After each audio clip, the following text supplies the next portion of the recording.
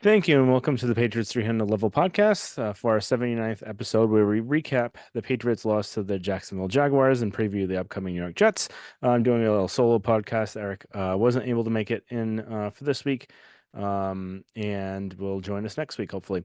So make sure you follow us on Instagram, Twitter, at Pat's 300 Level Pod for up-to-minute updates and commentary of news of the day.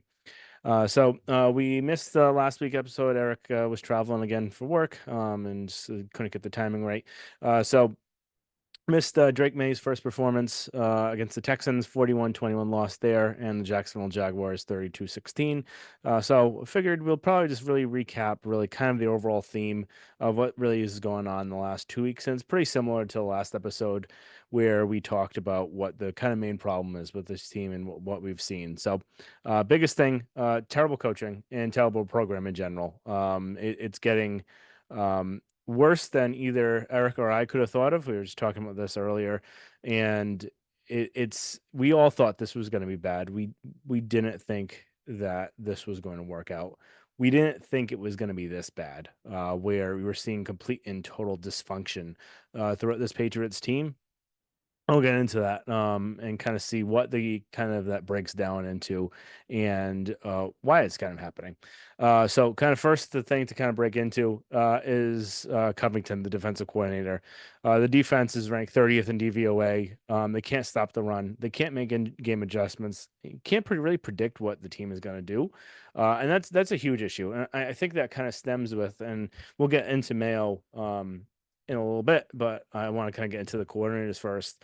But Covington, he's a first-time defensive coordinator. He's taking a team that had a top 10 ranked defense in DVOA last year. Now everyone's going to say, "Oh, they have injuries this year. They lost Barmore. They lost Peppers. They lost Bentley." The Patriots last year, they lost Judon. They lost um, Gonzalez. They lost Marcus Jones. They pretty much had no corners at one point, other than a lot of rookies out there. But they made it work. They were able to adjust. They were able to make the right kind of changes that were necessary and still be a top performing defense and get through it. And one of the biggest reasons why, and this is one of the things that Eric and I was saying, we'll see how the defense reacts and plays, is because they're losing not just Bill Belichick, but they're losing Steve Belichick as well. They're top two kind of defensive minds on that team. So Bill was the kind of main overarching one, and Steve was the one that ran the defense. He was the one that called the plays. He was the one that made up the scheme really for this defense.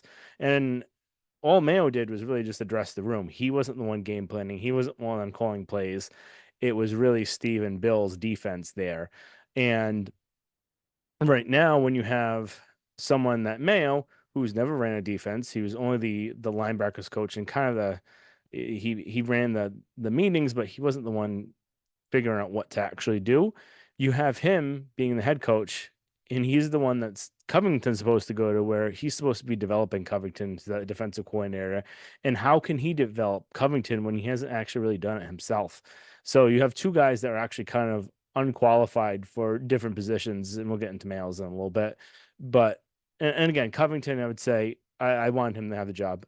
He was the most qualified person to have the job. He was getting groomed under Bill, slowly but surely take on more and more responsibility. But when he doesn't have someone ahead of him to really help him out there, this is where he's kind of getting exposed a little bit from just being a rookie defensive coordinator. Next to AVP, I'll give him credit. He did have a really good script for the Jacksonville game. He had an awful script against Houston. And then, but the thing is, once the script is over, he had no answers. He had no adjustments that he made. He didn't know how to call the game against Jacksonville. And the offense was stagnant from there on out. And it's not really surprising just based off of the offense that he has. He's the 12th offensive coordinator that the Patriots um, had interviewed, in the 12th person that finally said yes, that he would want to work for them. So it's really no surprise where you're kind of stuck with one of the last guys that the offensive coordinator isn't that great, and he's not really providing the kind of spark that you would need for this. The offense is stuck in the 1980s. It's one of those old West Coast offenses. Everyone was saying, "Oh, we want the West Coast offense. We want this new bright shiny thing." It's not that. The West Coast offense isn't really that new. What Kyle Shanahan and some of the other teams have done is put some twist and ingenuity on the old West Coast offense to bring it into modern times. And that's what everyone really wants. The old West Coast offense, it, it doesn't have a lot of the different motions and kind of routes and movement that the newer schemes have, and that's what really works well for offenses that do run those schemes. And you see like Kevin O'Connell and again Kyle Shanahan, who are some really great offensive minds, and they know how to put the players in the right positions to succeed.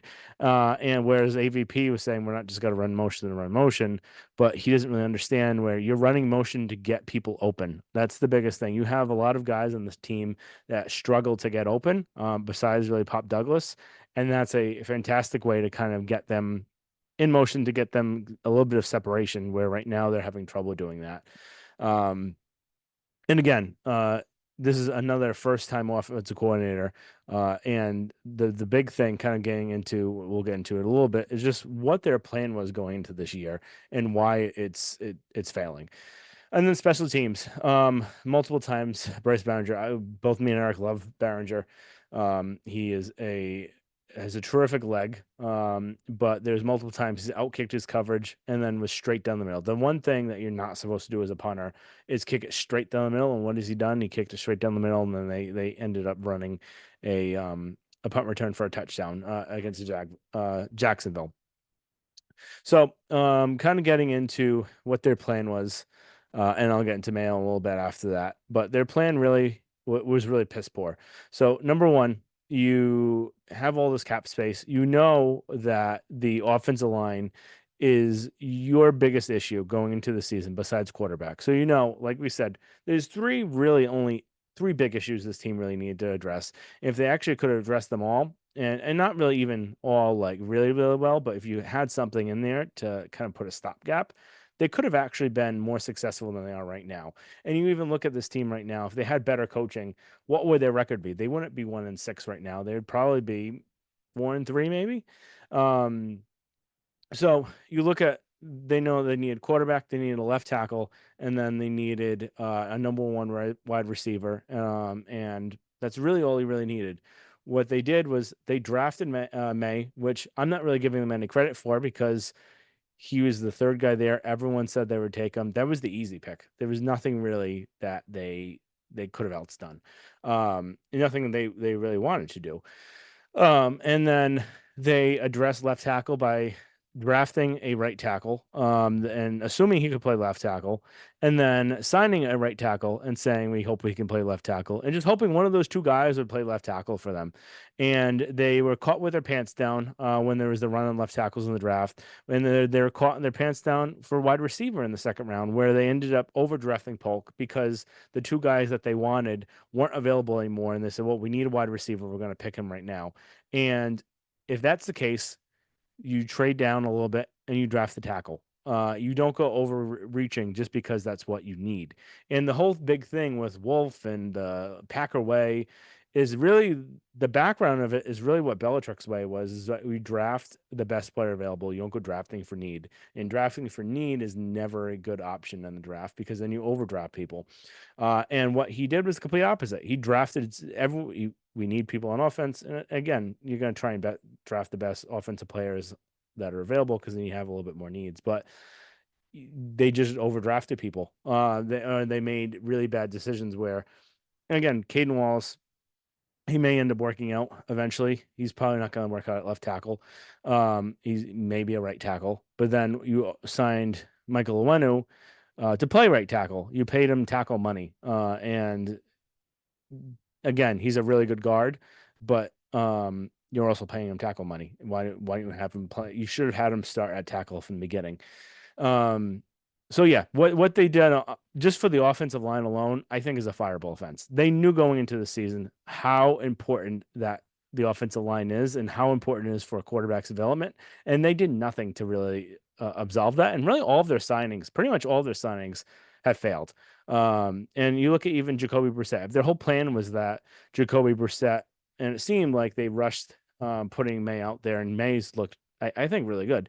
But if their whole plan was they wanted May to sit longer and they needed to play him because Brissett was really bad, everyone could have told you Brissett isn't good. Brissett is a backup quarterback that can't play a whole season. If you're depending on him to play well, it's not going to work. And they just didn't put enough around this team. They have the money, and there were other options out there in the draft. I don't have to go through them all, but there are plenty of other tackles and guards that were picked, and centers that were out there and ready to be picked, and they didn't do that. They didn't go signing some of the guys that were available. Um, so yeah, I think some of the decisions that they made, just on the team alone, were really poor. And what's the other thing that was kind of the other decision that they made that wasn't great was again Jerod Mayo and the staff in general. So again, um, with Mayo, again, Eric and I weren't in favor of Mayo. We wanted Bill to be back. But if Bill wasn't to be back, there's Vrabel. There were other coaches out there that had more success and more kind of coaching experience. Whereas Mayo, you're hoping that he's going to be Mike Vrabel in the end. You have no idea if he's going to be when you had Vrabel right there for the taking. And then the other thing is where Mayo hasn't done it. He's never been a head coach. You're putting him in a situation where it's this rebuild situation, and that's a really hard thing to do for a first time head coach, let alone where you have all three coordinators are first time coordinators, where Covington's never run a defense. AVP's never, even though technically was an offense coordinator, he was never a play caller in Cleveland, and he's never really ran an offense there. And then the special teams coordinator is the first time special teams coordinator. So you have all of these guys that it's their first time doing it on top of a first time head coach. It's not a way to make him successful. The way to make him successful, if possible, is to put people around him that know what they're doing and that have experience and that can help him out. And at least he can lean on them that way. And that way there's less that he has to do at first. And right now, there no one knows what they're doing. It's a complete and utter debacle where there's no in-game adjustments being made. He's on the sideline looking like he has no idea what's going on and just staring like a deer in the headlights. He kind of looks like he's one of those. If you just look at the sideline, he looks like he's one of those fans that win a contest, he gets to sit on the sideline, be head coach for the day, and he looks like that. He's got no idea what's going on. He's never coaching the actual players. There's countless amount of times where you would see Bill on the sideline with the whiteboard or one of the kind of printouts showing what the defense or offense needs to do to be successful. And Mayo's not doing that. And I don't know if he knows how to do it. He was only a linebacker for the Patriots. He was only a linebacker's coach. He's never had the experience that others have in learning more about the overall team and how kind of other units function. Um, you even look at Vrabel, you'd say, oh, he was a defensive player, but he coached in multiple different areas and he coached for different teams and different schemes and learned different things. Whereas Mayo only knows one thing. So how can he possibly tell an offensive line and what he should be doing? Or how should he be telling a wide receiver what he should be doing? Or a cornerback what he should be doing? Or a defensive tackle? It's just really, and again, defensive tackle, he probably knows a little bit more of than like an offensive lineman, but still, it's just the amount that he has to try and do. I just don't think he can. And let alone that. So again, no in-game adjustments. He seems completely in over his head. Doesn't know how to coach positions. And then again, all of the comments that he's been making throughout this the offseason to the preseason to the season, he just says one thing, says another, and that's not just happening out here in the public. There's in the real world, people all know someone like this, where they're just talking out of their ass all the time. He's not just doing it in front of press conferences. He's not that savvy. He's got to be doing it within the team. He can't have a command right now based off of kind of how his whole presence is. He has no idea what he's saying. And then he goes calling the team soft, which is the craziest thing to do. And the most risky thing you could do. You could possibly lose your whole team. And again, what he's talking about, yeah, they're playing really soft. They're allowing a shit ton of rushing yards, 171 yards, 192 yards, 193, 148. They can't stop the run, but part of that too is the scheme. They're not. You don't need these top tier players to stop the run. It's pretty easy. You don't have to have the greatest amount of players to stop the run if you are trying to stop it. You could put players in and scheme it up so that way you're stopping it and put more out there. Go to a bear front, go zero, do like a zero blitz. There's things that you can do to stop the run if you don't have great players, and it's one of the easier things in general that to try and stop. It's a lot easier that way than trying to stop a great passing attack. And then you have just the dissension that's coming out, especially the wide receiver room is a complete joke about what they think is acceptable to be saying out loud. Where Polk is saying he's got the best hands in the league, and then he goes dropping passes, and then he was like, "Oh, it's not mental, and it's not my hands." He's just kind of fighting with what it is. And then you have KJ Osborne, who the other day had posted a text from his agent and then saying we're going to figure this out, like, and then today they asked if he wants to be traded. He said that's like an alley oop. This is where I am. This is the place I signed to be. A lot of things are out of my control, but I like where my feet are today. I'm here. We'll just kind of rock and see where as it goes. And that doesn't sound like someone that wants to be here. And he's basically kind of saying I want to be traded. If Wolf or Mayo had any kind of gumption or any kind of coaching like pedigree, he'd be cut today. He would not be on this team tomorrow when this podcast airs, and I bet he's going to be, and he should be gone. Like, he's not the type of player. He's not a great player. He's a fourth wide receiver. You don't need him. So if he's saying stuff like that, you have to set an example and cut him. It's ridiculous that it's being allowed. And then you have Bourne saying the energy could have been better, a lot better. We got to find ways to fight from within the fight adversity. We know we're going to play at 9:30 through the week. We have to understand that. That's making personal decisions rather than staying up all night or eating whatever it is that make us better. We have to do those decisions. So again, I really focus on rather than staying up all night or eating whatever, and usually probably implying drinking too, because you had all these people that had food poisoning. Where were they going out? Did they go out to like a bar the night before? Did they break curfew? Was that the whole reason why KJ Osborne was playing rather than Thornton or Baker, because what he was supposed to be inactive? And then what was Demario Douglas's kind of food poisoning? Was it actual food poisoning? Was he out? Was he not making the right decisions there? Whatever Bourne's saying, it sounds like there was something going on within this team, and that needs to be taken control of. And it just seems like every week after week after week, this keeps going on. And then you have Booty, who I like, who's basically saying that the reason why he's getting more touches is he's complained, saying he's not dealing with that bullshit again from last year.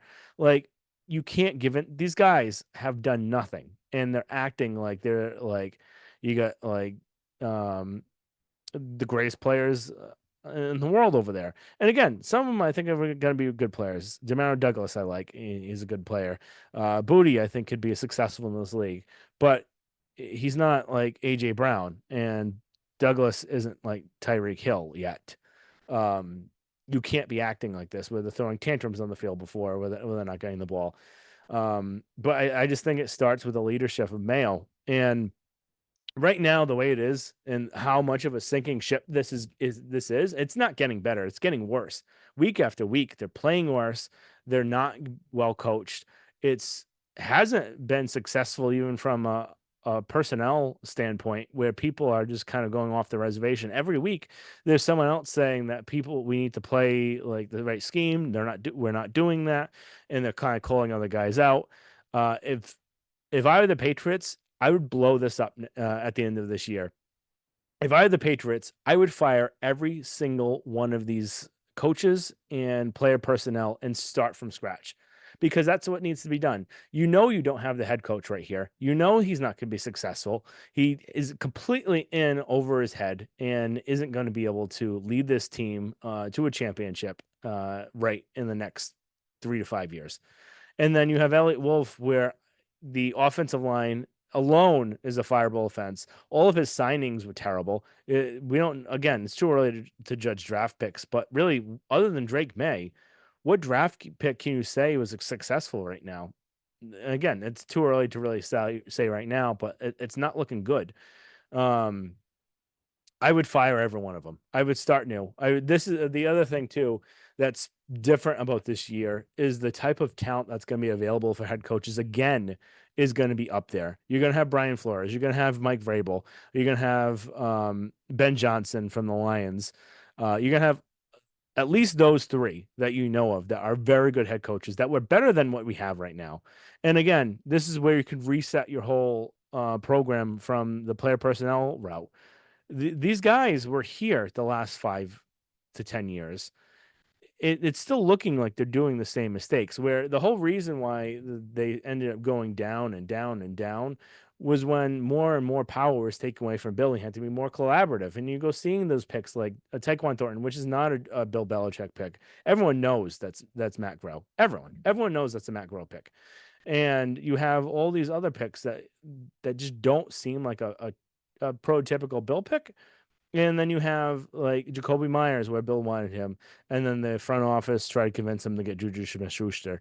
So, how complicit are these guys in that? And then you have like you look at Polk again. He could be a decent receiver. He's supposed to be one of those possession guys. Is he a second round pick, a top second round pick wide receiver? I don't think so. Again, maybe he will be, but nothing that he's really shown shows that he'd be that type of guy you would pick there. He seems like he'd be like a fourth round pick kind of wide receiver. Um, and it just doesn't seem like I would just start fresh. I would start completely fresh, bring in a coach that you know is going to get the job done, have a great offensive coordinator, have a great defensive coordinator, and have a someone that the head coach can work with in player personnel and have a kind of a 50-50 split where like, we know we want this and be kind of hand in hand there. I don't think it's going to happen. The thing with Kraft is that he has put so much into Mayo being his guy and it made it so personal where he had him picked out for 6 years and he picks his coaches like he picks his wives, which doesn't make any sense. And then the whole reason why he picked him is because of the trip to Israel. Where if that's the reason why you wanted him to be head coach, that is the craziest reason in the world. And is also why he's not going to be successful. He's not prepared for this role. He doesn't know enough about the rest of the team in general and how to kind of take command and run this team. He doesn't know enough to make the adjustments and give a vision for what they need to be doing. And I've been talking about Mayo for a lot now, right now. And anyone that's been listening the last few episodes know that we're not really impressed with what we're seeing. And I think it's going kind of how we thought it would, but worse. I never expected it to look this bad and this kind of out of hand and out of touch. But again, we'll see how it goes. I don't think he's going to be fired. I do think that if the season continues the way it is, there's going to be a lot of other changes. I think AVP will be gone. Covington will be gone. There's going to be a lot of scapegoats there. I don't know if Wolf will make it either. Um, he might still make it one more year and they'll blame this the coaching in general, saying they didn't have people to go there. And then the other thing too, before I get it going with Mayo, is that he never some of the reasons why they were kind of stuck with the guys that they got is that he never had an interview for this job. So he was basically just given it. He had no contacts. He had no plan. He had no one that he wanted to actually hire. Usually when these coaches go into these meetings with the interviews, they say, this is going to be my staff. This is going to be my offensive coordinator. This is going to be my defensive coordinator, my other one, my special teams coordinator, and then so on and so forth. The guys I want in player personnel. They have this whole plan mocked up of what their vision is going to be for the team. Mayo had none of that. They ended up getting basically the kind of second coming of all these scrap heaps from Green Bay and Cleveland. Where are you trying to emulate the Cleveland Browns, where they haven't done anything successful ever? And the guys that Green Bay are kind of washing away, I think are the guys that you really want. It's just he had no one that he could lean into, and then so they had to use Wolf as the guy that he could try and interview guys. And it's just they didn't get the top tier people that they need. They don't have the bright minds that they needed, and it's just one thing after another. But I don't think Kraft again. I think the year that Mayo would be fired would probably be year 3 or year 4. He's going to hang on a little bit too long to try and show that he wasn't wrong. But if it keeps going the way it's going, maybe it'd be after next year. But I would fire them all right now. Again, maybe not right now, but at the end of the season. All right. That's a lot about the coaching staff and how kind of incompetent they are. Drake May he's really the one shining thing on this team. He's looked more and more impressive as the 2 weeks have gone on. Again, there's stuff that he still needs to tighten up. His accuracy can be inaccurate at times, but that's something we all know about him. I think the first game with him against the Texans was a kind of prototypical Drake May game that if anyone watched him at UNC would say this looked pretty much exactly how he looked at UNC. He would make some really good throws and really good athletic things. He would have some throws you'd be like, what the hell was that? There was some throws that were just completely throws either in the ground or way over a guy. It's just completely inaccurate. Um, and then he'll just look good on other ones. It's just he looked pretty much the same there. He tightened it up a lot, I think, against Jacksonville. I also don't think it wasn't as hard of a game for him. The Jacksonville's passing defense is one of the worst in the leagues. So he had a little bit more easiness there where the Texans have a really good defense. So it'll be interesting seeing the next couple weeks to see how he progresses and if he looks more like Jacksonville or more like the Texans there.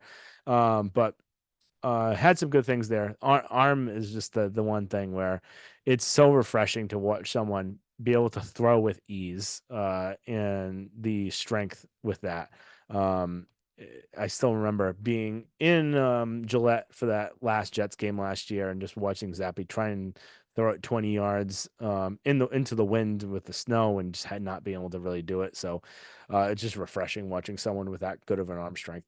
3 up, 3 down. Do real quick. I've got Hunter Henry, Drake May, and Jennings. It was actually one shining guy on the defense. Henry looks like he'll be a really good piece with May. I think the two guys with May that will work well are Demaro Douglas and Hunter Henry. They just know how to get open. A really good player there. Drake May again looked really well. He was really cooking on offense. The problem too with AVP in this game is that after the first two series, he kept being too run heavy. And I get you want to try and establish the run, but you know that Jacksonville has the worst passing defense in the league, and May was doing well against it. So why are you trying to run so much and you're getting nothing? You're putting him in a bad position on 3rd and long because of that. Eventually, he needed to know he had to give it up and then just let him throw. And again, there's ways to do it without having him step back and take hits where you have screens and bubble passes and hitches and end rounds, that sort of thing, where it's not all just drop back and pass. There's things to take the ease off him, but still allow him to throw and get some spacing there. And Jennings has been a really good player. He really caught on second half of last year and has kind of really continued it. Is their best edge setter on defense. So 3 down. Coaching staff was again awful. Another mistake that Mayo did was going for 2 on when they scored the touchdown to try and make it a 7-point game, where losing that completely killed any momentum they had from that defensive stop, where they get actually saved by Doug Peterson making a mistake and not kicking the field goal, go up 3 scores, and then they ended up getting stopped on 4th down. So then he handed it right back into him by going for 2 and missing it there, where now it was a 2-score game again. Whereas if you just kick the extra point, then it'd be a 1-score game. It puts more pressure on Jacksonville. And just would allow that to happen. July Devay, again, not all of it's his fault. He's playing on a position right now. They don't have him in the right spot. He's not great where they put him, but he was pretty bad. And then Polk, you can't go saying you have the best hands in the league, drop multiple passes, fall down on routes. He's just a mess. He should be benched. Again, he's probably gonna miss this week on concussion, but he should be benched for the next 1 to 3 games. New York Jets upcoming. Don't really need to go over too much with that because we just went over them a couple weeks ago. They now have Devontae Adams though, and Hassan Reddick should be playing for the first time. And yeah, so we'll see how that kind of goes. Devontae Adams had the most targets, only had 3 catches last game. So last score was 24-3. So predictions for this: Jets are favored by 7 points. Over under is 41. I've got the Jets winning 38-17. I think it's just going to be that 24-3. It could have easily been 42-3, just the way that the game was going. They kind of let up after the first half. So They could have made a worse game, the Jets, if they wanted to. So I'm thinking 38-17. They'll score more here just because May makes the offense a little bit better. I just don't have faith, though, in AVP to continue to have a good enough game plan throughout the whole game or make the necessary adjustments. And then the defense, I think, will continue to get shredded and be 38-17. All right. Thank you, everyone, for joining, and look forward to talking to you guys next time. And Eric should be back hopefully for next episode as well. We can break down the Jets game and then the upcoming game afterwards. So thank you, everyone, and talk to you guys next time.